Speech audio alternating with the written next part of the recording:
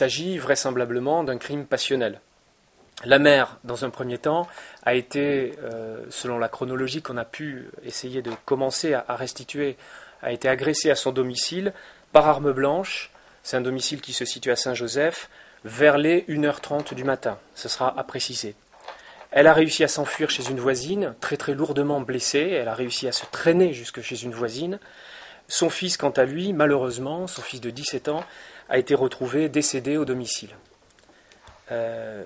À l'arrivée des gendarmes au domicile du père, donc un petit peu plus loin dans Saint-Joseph, ceux-ci ont découvert malheureusement les enfants de 6 et 5 ans décédés, aux côtés du père, enfin en tout cas de celui qu'on pense être le père, à l'heure où je vous parle, M. Vollery, qui s'est vraisemblablement suicidé par arme à feu.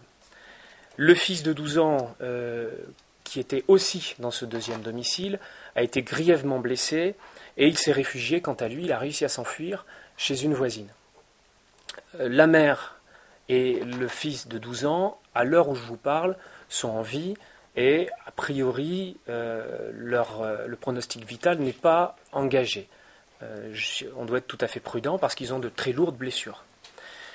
Les voisins confirment également qu'il y a une autre scène. Monsieur Vollery se serait introduit dans le domicile juste à côté du sien pour mettre le feu. Ceci est également en cours de vérification. Alors, j'ai confié cette enquête à la section de recherche de La Réunion, qui est assistée en cela par la brigade de recherche de Saint-Pierre.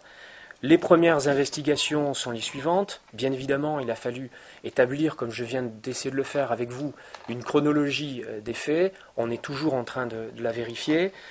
Les éléments médico-légaux, eh bien, on sait pour l'heure que les enfants portent des traces d'armes blanches, d'armes à feu et parfois même les deux. Les autopsies, les 4 autopsies, auront lieu demain matin à 11h.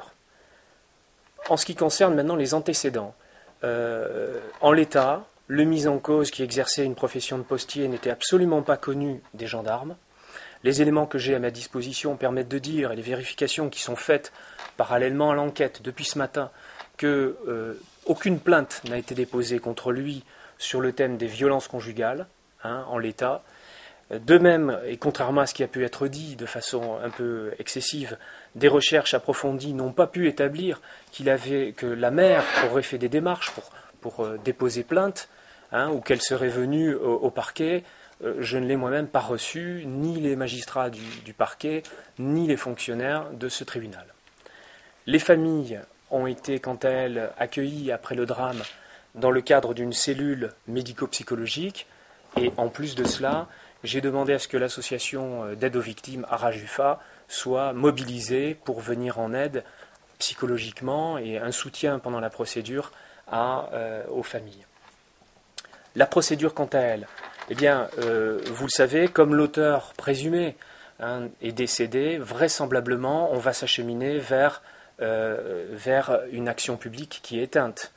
Donc, pour le moment, on vérifie tout cela, on continue à vérifier tous les éléments de l'enquête qui nous permettront de comprendre ce qui s'est déroulé et de faire toute la lumière sur ce drame, mais l'action publique sera probablement éteinte à la fin de ce dossier.